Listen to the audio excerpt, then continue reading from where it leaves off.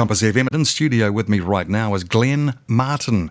And Glen is with the Canterbury Recreational Aeroclub, and they've got a big open day coming up this Saturday. Very good morning to you, Glen. Hey, good morning, John. And quickly, before we go any further, tell us a bit about yourself and your history of flying. What age did you learn? I had my first flight at the age of 11 because I was always very interested in flying, even as young as I can remember. So my father, for my 11th birthday, shouted me a flight at Otago Aeroclub in those days with a guy called Johnny Checketts, who was actually a Battle of Britain pilot and stuff like that. And did you know that at the time? I didn't know it even. I was 11. I had to call him Mr. Checketts. I wasn't allowed to know he was Johnny.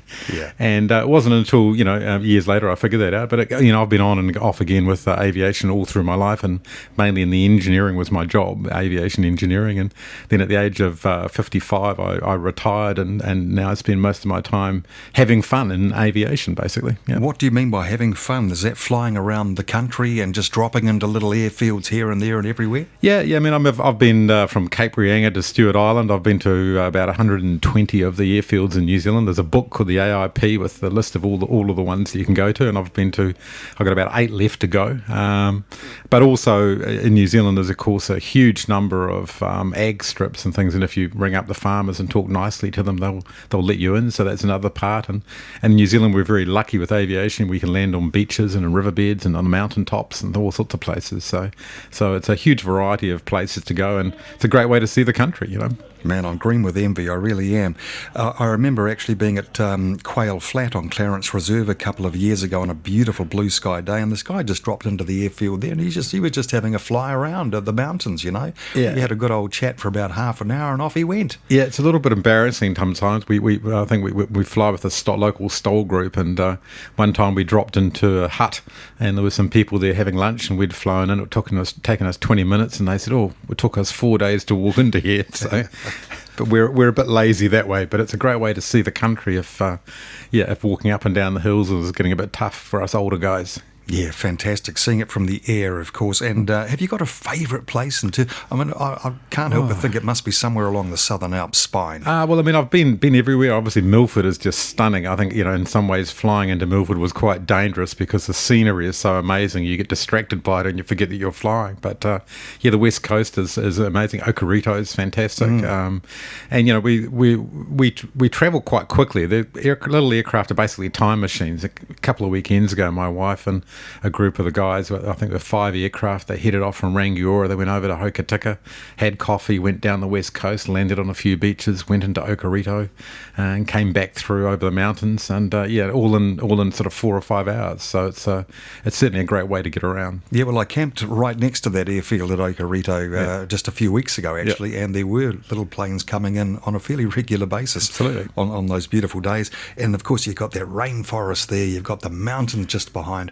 Wow. Yeah, amazing. Glen, how can we go about learning to fly? You've got the open day this Saturday, and I believe there are trial flights from as little as $30. Yeah, we're the recreational club, so we're the people you come and fly with, obviously, to have fun, and we've got 3 modern aircraft. So when I learnt to fly, you were in an old Piper or Cherokee, which was older than I am, which is saying a lot. But we've got 3 modern aircraft. The oldest aircraft is only 7 years old, and they're more fuel efficient, so that keeps our costs down quite a lot. And we're also a traditional Kiwi club, so we're all voluntary, so we've got a committee and we all volunteer to help out, so we don't have any salaries or anything like that to worry about. So we're reasonably priced to learn to fly, but you can still, as I say, with your microlight license, you can go anywhere in the country, really. What's happening on the open day? There's learn to fly lessons, but there must be other stuff as well. Yeah, so we've got at Rangiora Airfield in our club, but also with other people, I think there's something like over 90 aircraft on the airfield, and most of them are locked up in hangars most of the time. So our open day is a day we were asking people to open up their hangars and get their planes out. And last year we had about 60 aircraft parked on the field where people could go and have a look at. And you can everything from something that somebody's bought a set of plans for $35 and then spent 10 years building it in their garage right up to the modern, composite, electronically controlled things.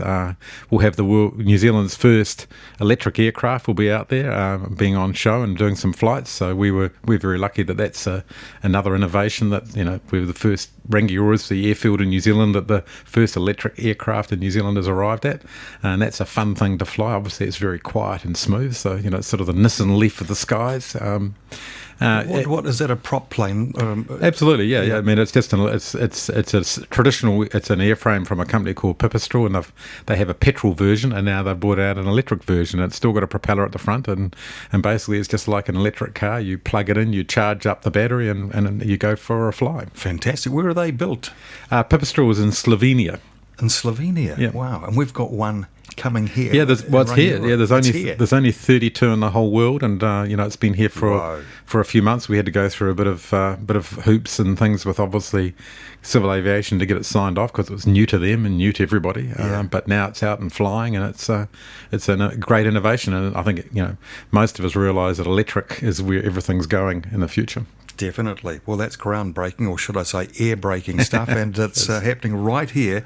And you can see that, check that beautiful New Zealand's first approved electric aircraft out at the open day at the Canterbury Recreational Aeroclub this Saturday. What time do the doors open, as they say? Yeah, so we kick off at 10, so we're from 10 till 3 for the trial flights, and our instructors will be taking people on trial flights, but there's also going to be some food vendors out there. We've got pizza, and we've got obviously it'll be a nice hot day by the looks of it. It's kind of ice cream and drinks, and their local Air Training Corps 88 Squadron, who you've probably heard of, the local Rangiora Squadron, are going to be out there helping out, and they're doing a bouncy castle. So if you only want to get 6 inches off the ground, the bouncy castle is out there to help you out with that. Oh, fantastic. So everyone catered to. Hey, by the way, just looking at the forecast, Glenn, you're probably onto this, but Saturday, fine with northerlies. Perfect. Absolutely. Yeah. So 20 degrees, 25 degrees, and slight nor'easters. Stunner. That's what we call a perfect flying day. Absolutely.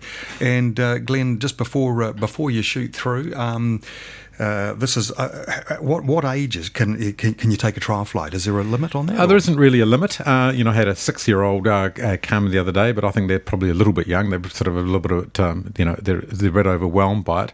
But anybody in the over 10 can come for a trial flight. I think would be workout. And we have students from teenagers up into their late 80s. So I think our oldest pilot who went solo was in his 90s. So anything from 16 to 90. Wow.